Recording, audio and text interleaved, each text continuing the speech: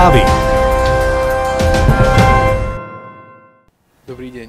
S televíznym štábom sme sa rozhodli preskúmať útroby Bratislavy a ako to tu vlastne funguje.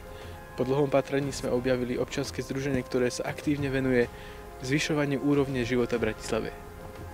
Našou obeťou sa stala Klaudia Tran, ktorá je spoluzakladateľkou tohto občianskeho združenia.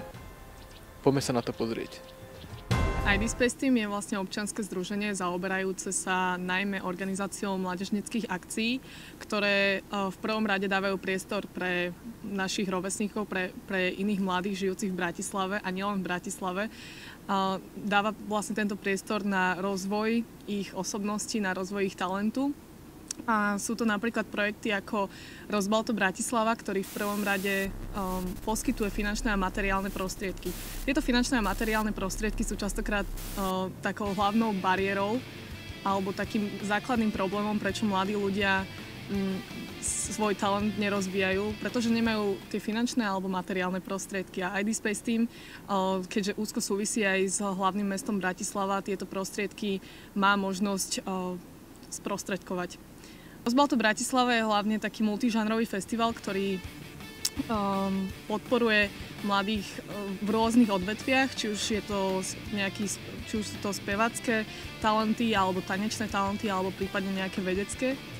A počas tohto multižánrového festivalu môžu mladí vystúpiť a predviesť svoj talent. Taktiež máme projekty, ktoré sa rozširujú na medzinárodnú úroveň, a to je napríklad, že projekt, ktorý sme mali tento rok v lete na Ukrajine, sa to volalo, že The Ideal Project for Your Community.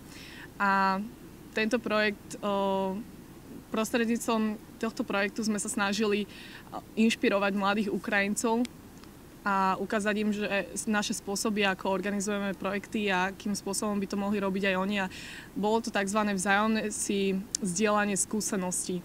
A bolo veľmi pekné vidieť, ako aj mladí Ukrajinci fungujú, ako vnímajú tieto projekty, ako sa nechali sami inšpirovať, a myslím si, že ten feedback, ktorý sme dostali naspäť od nich, a pocit, že sme vlastne pomohli svojou troškou inšpirovať niekoho a namotivovať niekoho robiť takúto podobnú činnosť vo svojej krajine, bol na nezaplatenie, by som povedala. V neposlednom rade sa snažíme, alebo respektíve chceme podporiť aj nejakú tú európsku integráciu a európsku identitu.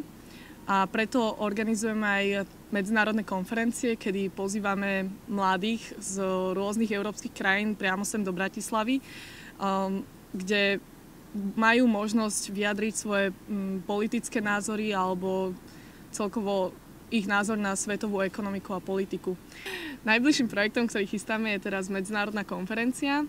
Sa to volá, že Young Leaders for Tomorrow's Europe, a v prvom rade chceme tak povediac vychovať správneho lídra, ktorý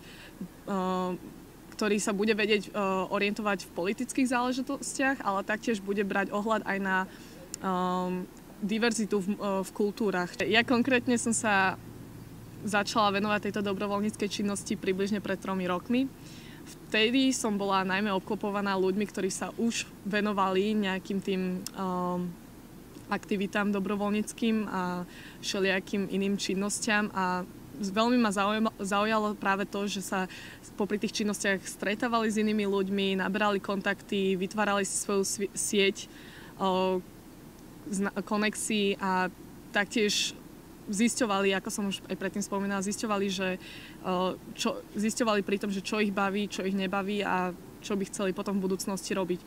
Myslím si, že tá dobrovoľnícka činnosť je naozaj dôležitá práve kvôli tomu, že, ako to už hovorím z osobnej skúsenosti, je to dôležité práve kvôli tomu, že do hociakej činnosti, do ktorej som nahliadla, som zistila, že čo by som pri tom mohla vylepšiť alebo ako by som to inak mohla robiť, a tým pádom som aj podporovala svoje kreatívne myslenie a svoju predstavivosť.